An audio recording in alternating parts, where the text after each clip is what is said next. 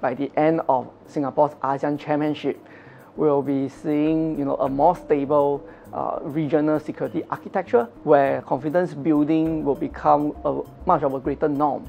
We hope to see that under Singapore's ASEAN chairmanship, we'll have at least a draft of the actual code of conduct being agreed upon, a draft code of unplanned encounters at sea being expanded from surface forces of the navies to coast guards, and as well as to the aerial and underwater dimension.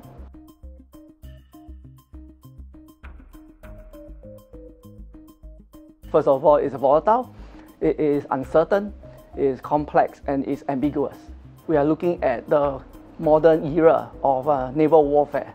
I think we are looking at increasingly greater range and greater offensive striking power of weapon systems.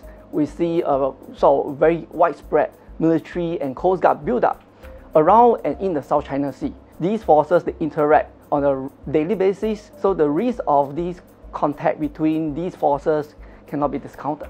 We can talk about cooperation at the ASEAN level, but I think also equally important is on the ground, operationally.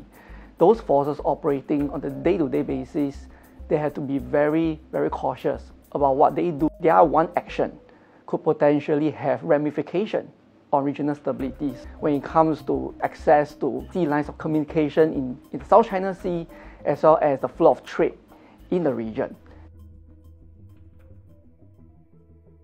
A total of over 3 trillion US dollars worth of seaborne trade passes through the South China Sea.